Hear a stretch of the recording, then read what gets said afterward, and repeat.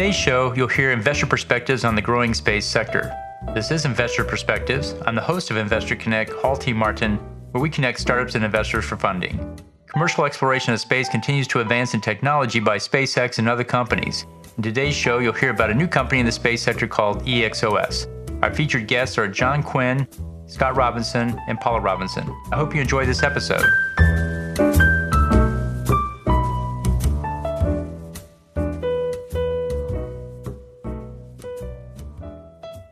Scott and Paula, can you give us a little bit of background as to what you guys invest in and what you look for in deals, just to give others context?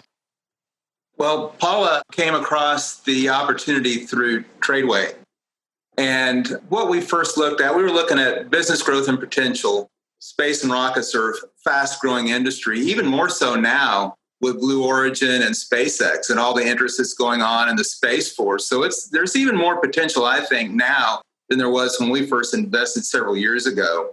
Also, the potential there is with research, particularly with medical applications, stem cells. I'm sure more can go into that later if there's questions about that. The education, and now even the military with the introduction of the Space Force.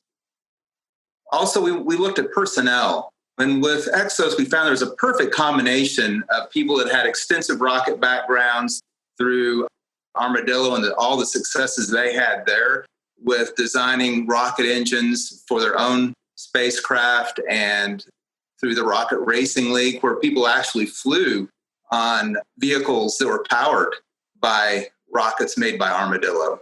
And then with the business background and the contacts that John Quinn and David Mitchell have, it's just really impressive what EXOS has been able to put together. The other thing that's really important to us is fiscal responsibility. EXOS treats every dollar as if it were their own. And they are very, very conservative when it comes to spending. And what they've done so far is extremely impressive to us. They've done far and away more than what other companies have done with much less. They do a lot of their own tools and parts manufacturing in-house. And then when they come up with needing more money, they only ask for what they need. And they're very specific on what their needs are and what they're going to do with that money. And that's just very impressive to us as potential investors and now as long-term investors. The other thing about a company that we look for is their transparency.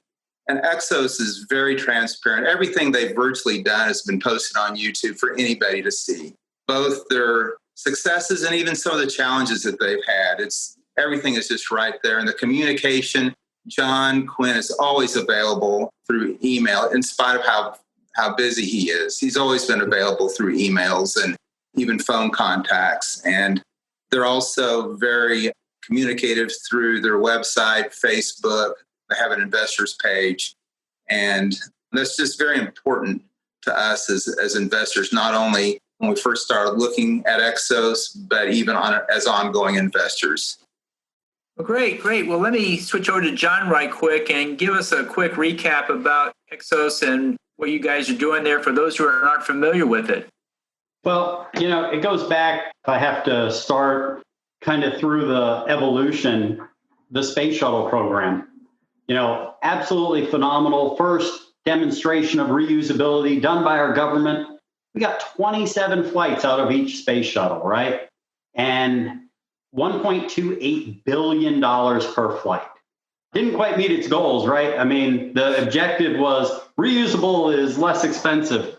It gave us a capability we never had. The space station wouldn't be there without it, but it wasn't what we're looking for. So flash forward to 2015, and Blue Origin takes their New Shepard to space and back. And then they launched Blue Origin 2, their second rocket, and it goes to space and back. And then 60 days later, the same vehicle goes to space and back again. Phenomenal evolution. Now we know Jeff Bezos puts $1 billion a year into that company, right? So with about 3,500 people, he put a rocket in space and brought it back in one piece and turned it around in 60 days. Super impressive. Didn't quite catch up with the space shuttle. We turned that one, the Atlantis, actually in 54 days. So the turnaround got better, right? And then come along 5 years later, and Elon Musk on July 7th of this year flies a flight with a Falcon 9 for $62 million, and he turns it around in 51 days. Okay?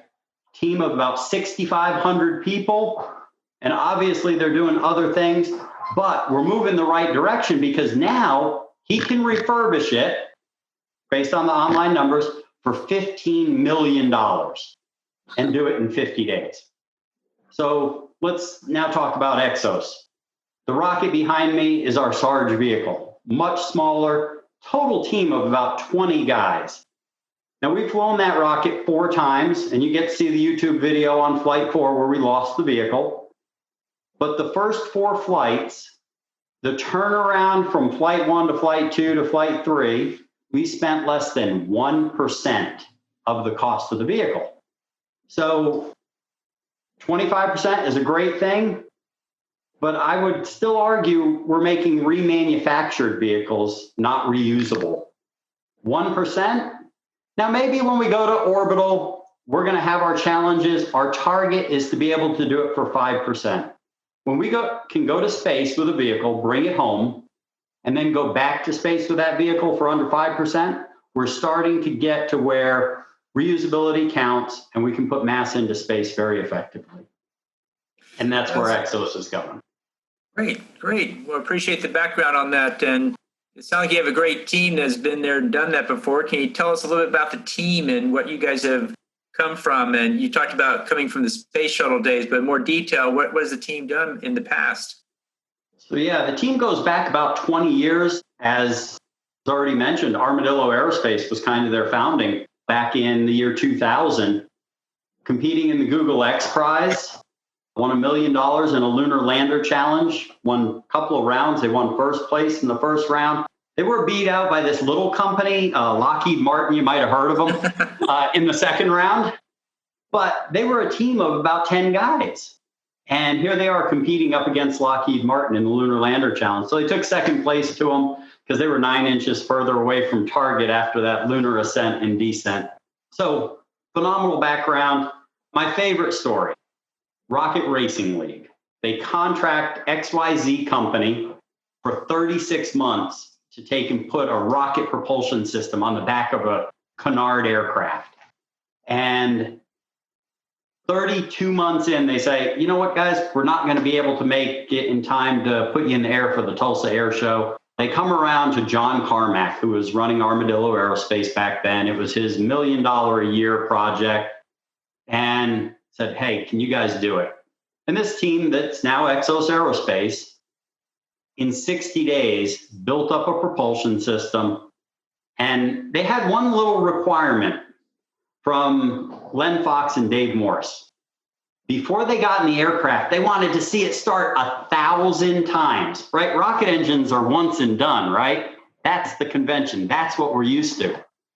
So 32,768 pounds of fuel later, they hit 1,000 ignitions. And those guys got in those aircraft and flew with rocket propulsion in the Tulsa Air Show, did hundreds of in-air relights of the rocket engines.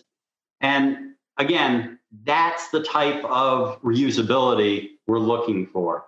And the coolest statement of all is when Len Fox, now this is a guy who used to launch off of aircraft carriers in an F-14, right? And he said, the kick of that propulsion system, of the rocket engine, was more aggressive than the kick he got when being thrown off of an aircraft carrier by a catapult. So pretty impressive technology, amazing stuff. But really, again, the reusability. And while we're not looking for human rated on the Sarge and our orbital vehicles, the engines have the reliability to do that. So our guys developed the engines, the recovery systems, virtually everything on the vehicle. And so the team is just phenomenal and just a perfect melding of talents. Well, that's great. And appreciate that. And back to Scott and Paula, you talked about why you decided to invest. That was great. And the team, what you liked about it. But why do you think this company will be successful? What are they doing that's going to put them on the other side of a winning score there? Well, I think that it's because they just no choice but that for them. I mean, they just ooze success and they ooze confidence and they ooze knowledge. When I first met John and heard about this, I went to an actual seminar that they had at the facility. And after hearing what these guys had already done through Armadillo, like Scott and John have already said, and also seeing rocket engines sitting around like doorstops at the facility, and then hearing each of them talk about their experience and how they already have had success with Armadillo. I mean, it's already happened, and we've already had success with EXOS.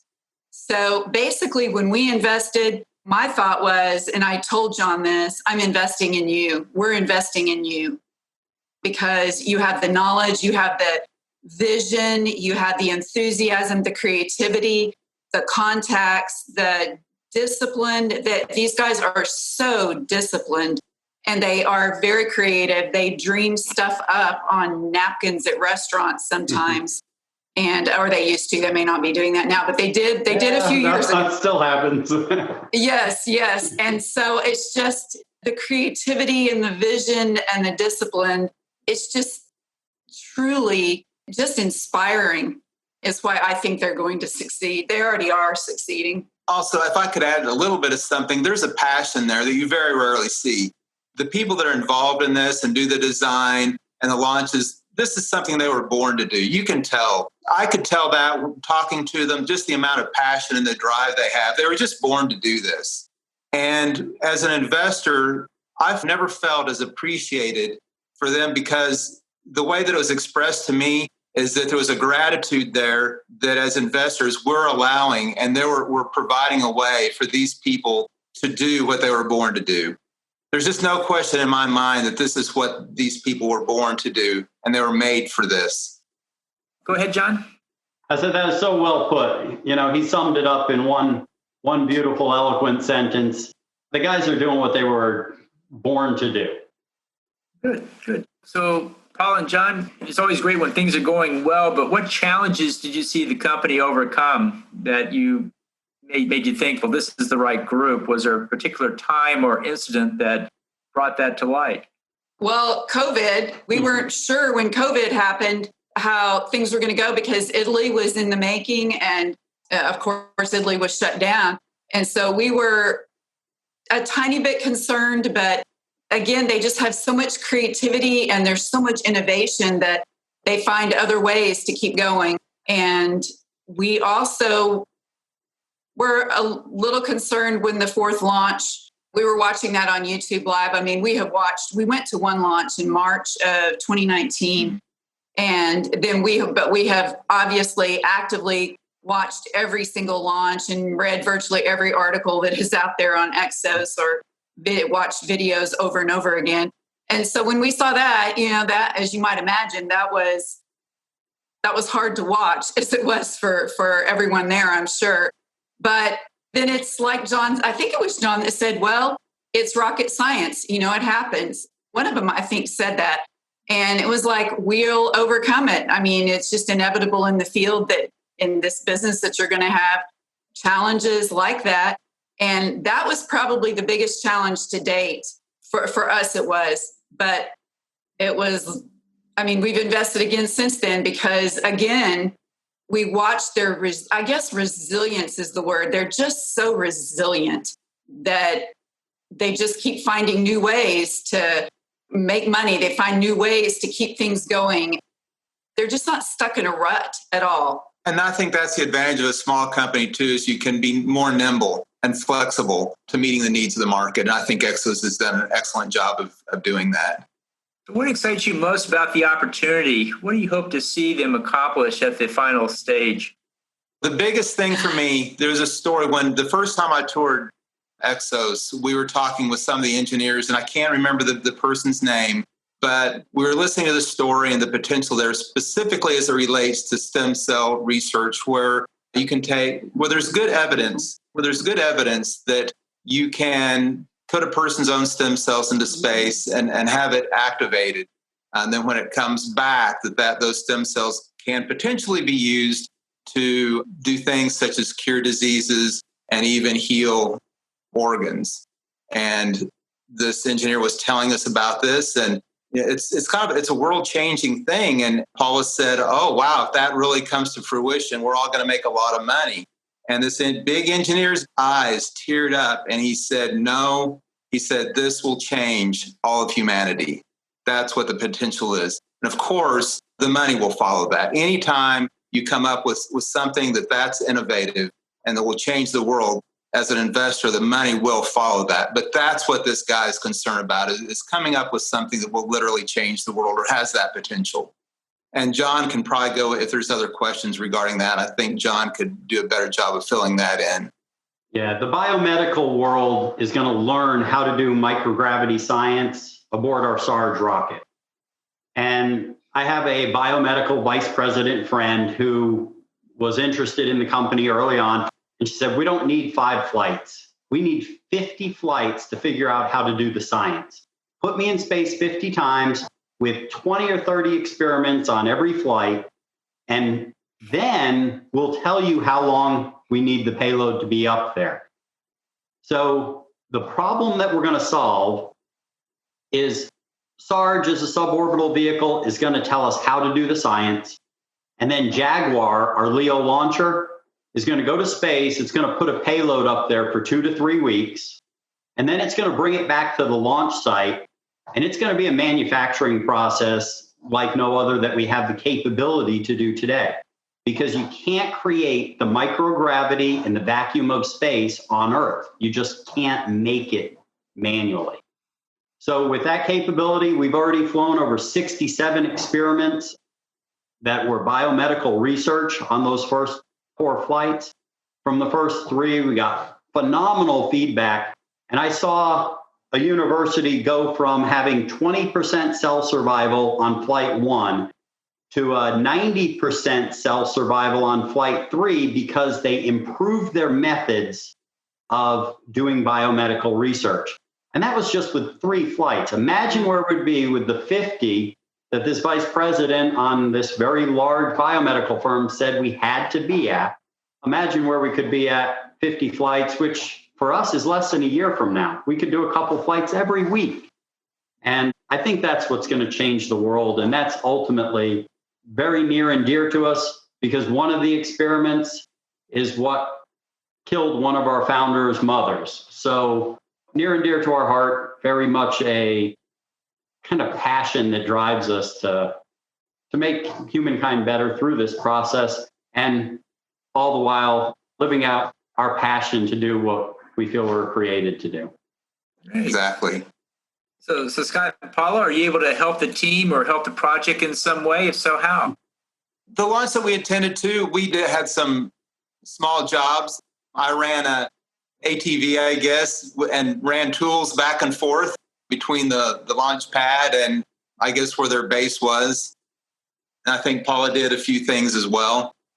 And then early on, I was involved a little bit in the education portion of EXOS. And I believe there are some plans for the near future for me to begin to help with some of the more clerical duties to relieve some of the stress and to give time back to John and Phil and Russ.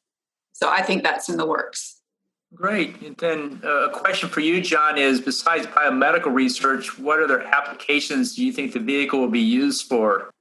You know, we kind of have 3 legs on our trading table. You know, we picture a 3-legged table. You pull any one leg out and the table falls over, right? So we always want to have 3 legs there. Obviously, the biomedical research, or what we call space aid is the name of the program, is 1 leg. Then we have space build, which is actual space manufacturing. The board in your PC. Right now, let's say it costs $1,000 and it's 8 inches by 8 inches. If I were to take that to space and heat it up, I could make that board 1 inch by 1 inch because the vacuum of space will pull all the imperfections out of it and I can bring it back to Earth. I can stack about 300 of them on our rocket, take it to space and bring them back and basically make grade A wafers out of those grade C or D. And don't quote me on the actual classification of the wafers, but we can make things better in space. Earth is a horrible place to manufacture things. It really is. We have contaminants in the air, and we work around all these things that space naturally does. So that would be the second one, is space manufacturing. And then ultimately, we had to pivot because of COVID. And it moved us a different direction that we always had in the plan, which was to Department of Defense and hypersonic research. Our Sarge rocket does Mach 4.1 right now. So to imagine it being a reusable hypersonic test vehicle for sensors and different payloads is just kind of an easy fit if we just make it a little bit lighter. So we submitted that idea to the U.S. Air Force and Missile Defense Agency. They picked up on it, paid us to do a study, and now we're moving on towards a phase 2 to see if they want to actually build the vehicle as a prototype and see how that can work. So those are kind of the 3 primary legs. And all along, from day one, we've had a concept for a national charter enterprise. We believe suborbital vehicles are the way that we train the future space workforce on how to operate liquid-fueled rockets. Because the ones that are going to space and taking heavy payloads up, they're not solids. They're liquid-fueled vehicles. And for a very, very small price, we can fly a flight to do that type of training. Great. And so, Paul and Scott, last question for you is, what else do you think the other investors should know about this deal that we haven't covered already? We covered quite a bit, but are there any final closing comments you'd like to put in? I'd just like to say again that I just think somebody would be hard-pressed to find, we don't have one, we have a whole team that is innovative and creative, and they just, like COVID, and they just find other ways to keep going. They adapt, they mold. They're just so, and the resilience in just not being stuck in a rut and being just so innovative and creative is I think they're one of their greatest strengths. In addition to having all the, obviously, the prerequisite knowledge to build rockets. I mean, they're so knowledgeable. There are a lot of knowledgeable people that do not have just the innovation and they just haven't lost their sense of wonder and their sense of let's try this. They just keeps coming. We just continue to be blown away by some of the ways that they have maintained solvency during COVID, and especially with COVID. And I'd just like to reiterate the 4 points of business and growth potential, transparency, personnel, and fiscal responsibility. EXOS just by far checks every one of those boxes. And Paul and I, we will continue to support EXOS in every way that we can, both financially and in whatever ways that we can be utilized. Well, that's great. And John, finally to you, what else should the investors know that we haven't covered so far? Paula and Scott are the kind of people that we need to, because, seeing a rocket plant in the ground after the 4th flight, to the guys, is part of the job, right? We look at SpaceX and we say, you know what, they lost 14 vehicles in a very short amount of time to get where they were. We got 4 flights before we lost our first one. And honestly, it was time to kind of say goodbye to R1, because we needed to move on to the next one so we could do some of the creative things that they had come up with that you just need a new build to do. So we'll keep innovating. We'll keep leveraging NASA technologies that come out to incorporate it with our vehicle.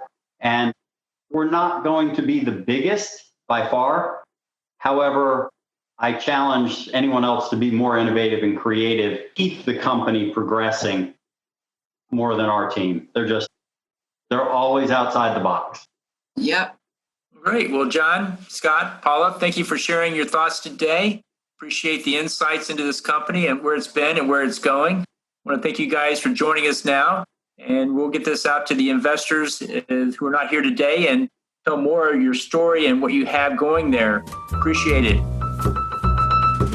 Thank you for joining us today. As always, be sure to leave a review, subscribe to this podcast, and share it with others. Let's go start up something today.